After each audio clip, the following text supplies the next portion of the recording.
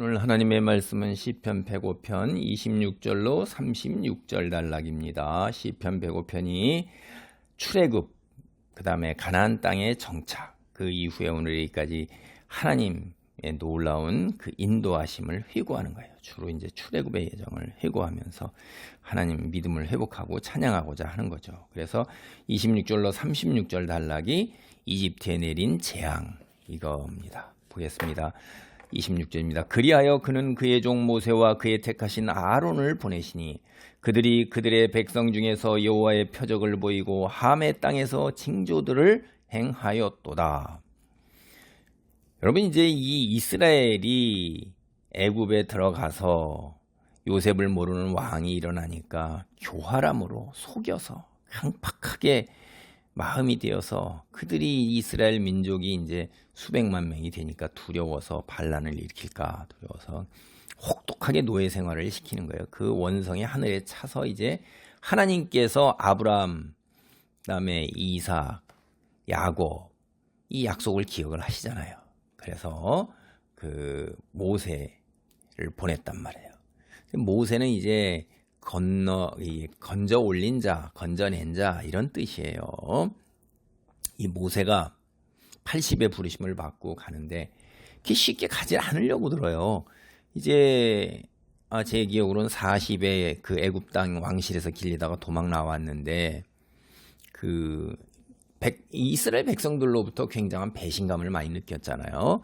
그래서 40여 년을 이제 목자 생활을 할 때 하나님께서 가서 그 이스라엘 백성을 이끌고 나와라. 그러니까 이제 안 가려고 드는 거예요. 그래서 이제 그 지팡이를 던져서 뱀이 되게 하고 그 다음에 손을 넣었다 빼니까 나병이 됐다가 다시 낫는 거. 두 이적을 이 이스라엘 백성한테 가도 믿지 않는다 이거죠. 40년 만에 다시 나타나서 누가 그 기억하는 사람이 일부 있을지 몰라도 네가 뭔데 우리를 이끌고 나가냐 누가 그러겠어요. 나일강 물을 떠다 땅에 부어라. 그럼 피가 되겠다. 이렇게 해서 이적은 이제 세 가지를 보여줬단 말이에요. 그래도 안 간다는 거예요. 나는 입이 뻣뻣해서 말 못합니다. 그러니까 뭐라고 그랬냐 이게. 누가 입을 지었고 누가 말 못하는 자, 못 듣는 자, 눈 맑은 자, 맹인이 되게 하느냐. 나 여호와 아니냐. 그러니까 내 입, 내가 내 형 아론 대변인으로 세우겠다. 그 말 잘하는 건 내가 하노라. 그러니까 세상에 오면 하나님이 달란트가 다 이렇게 있는 거예요. 이게 아론이 말을 잘하나 봐요. 그러니까 그래서 그의 입에 함께 있어서 너희들이 행할 일을 가르치리라. 그래서 그가 너를 대신하여 백성에게 말할 것이고 그는 내 입을 대신하지만 너는 그에게 하나님같이 되리라. 그러니까 권위와 서열 순서가 뚜렷한 겁니다. 교회에서 우리가 일을 할 때에도 이렇게 권위가 있고 지도자 우선순위가 있어서 잘 받들 건 받들고 순종을 할 건 해야 되는 거예요. 그래서 종 모세와 택하신 아론을 보내서 여호와의 표적을 보냈는데 이게 노아의 아들이 세 아들이 있대. 셈, 함, 야벳이에요. 근데 이게 함의 땅이라고 그래요. 여기가 셈, 함의 땅. 그러니까 함의 땅의 징조들을 이제 행하는 거예요. 그게 이제 표적을 보여서 백성들이 받아들였습니다. 그랬더니 여호와께서 이제 여기 이 시인이 지금 하나님께서 이 애굽 땅에 내린 10가지를 갖다가 이거 회고하는 거예요. 회고하는데 두 가지를 생략하고 이제 가축이 죽은 5번째 하고 6번째 피부병을 생략하고서 이제 8가지만을 하는데 이거 왜 그러냐면 이분이 이게 기억 속에서 성경을 보면서 이렇게 이끌어내는 게 아니라 기억을 해서 구전으로 계속 전해 내려오잖아요. 구전으로 전해 내려오고 기록된 것들이 그렇게 많지가 않고 그러니까 이런 것들을 모아서 정리할 때 이제 성경이 이렇게 만들어졌고 그랬거든요. 기억 속에서 구전으로 전해 내려오면서 계속 모세 정경에서 기억에 있는 걸 가지고 이런 시의 찬송 노래를 하고 기도를 한 것이 또 이렇게 기록되는 바람에 두 가지가 빠른 거고 그 다음에 이분이 의도적으로 그 맨 처음에 내린 것이 뭐냐면 물이 피가 되는 재앙이에요. 그런데 이분은 맨 마지막이 이제 장자를 치기 전에 바로 직전에 온 땅에 어둠이 내리는 겁니다. 그게 9번째 재앙이고 맨 마지막에 장자를 치는 건데 이분은 이 시인이 어둠의 재앙을 먼저 얘기를 해요. 보겠습니다. 여호와께서 흑암을 보내사 그곳을 어둡게 하셨으나 그들은 그의 말씀을 지키지 아니하셨도다. 의도적으로 그러는 거예요. 왜냐하면 이집트 왕은 자신이 태양의 아들이라고 불렀어요. 그러니까 이게 고대에서는요 국가의 왕들은 용모가 일단 잘생겼고요. 출중했고 체격적으로도 컸을 뿐만 아니라 자기들을 신의 후예, 신의 자손이라고 믿었어요. 그리고 신에서 지혜를 나누어 줬고. 그래서 이런 일반 사람들하고 구별하는 것이 뭐냐면 신비 속에서 권력을 행해서 생사 여탈권을 다 가지고 있고 그들이 말을 듣게 하려고 해서는 자기는 신이에요. 신적 존재예요. 그래서 하나님께서 신은커녕 네가 뭐냐 재앙으로 태양신의 아들들이라고 그러는 건데 태양 흑암으로 그냥 싹 재앙을 보낸 거죠. 그래서 먼저 이제 그 이야기를 한 거예요. 그 다음에 이제 재앙이 보면 물이 피가 되는 거예요. 그들의 물도 변하여 피가 되게 하사 그들의 물고기를 죽이셨도다. 그 땅에 개구리가 많아져서 왕의 궁실에도 있었도다. 여호와께서 말씀하신즉 파리 때가 오며 그들의 온 영토에 이가 생겼도다. 비 대신 우박을 내리시며 그들의 땅에 화염을 내리셨도다. 그들의 포도나무와 무화과를 치시며 그들의 지경에 있는 나무를 찍으셨도다. 여호와께서 말씀하신즉 황충과 수많은 메뚜기가 몰려와 그들의 땅에 있는 모든 채소를 먹으며 그들의 밭에 있는 열매를 먹었도다. 또 여호와께서 그들의 기력의 시작인 그 땅의 모든 장자를 치셨도다.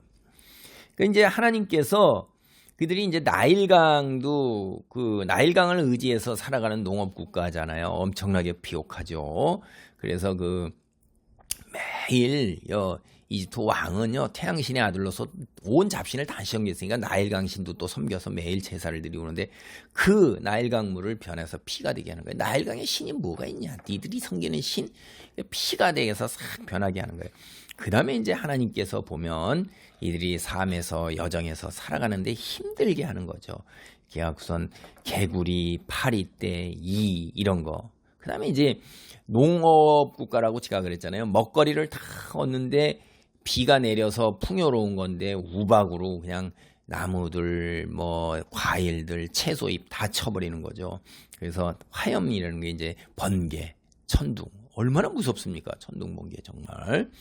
그래서 포도나무, 무화과나무 주요한 생산품들을 다 그냥 쩍쩍 다 넘어뜨린 거예요. 벼락으로. 그 다음에 나머지 있는 것들을 또 황충과 수많은 메뚜기에서 나머지 이들이 지나가면요. 남아있는 게 아무것도 없어요. 오늘날에도 중동과 아프리카의 무서운 메뚜기 때 인도까지도 날라오는 거. 그런데 같은 거 유튜브나 이런 데 같은 데 보면요. 남아있는 게 아무것도 없습니다. 무섭습니다. 그리고 하늘이 시커멓게 덮어요.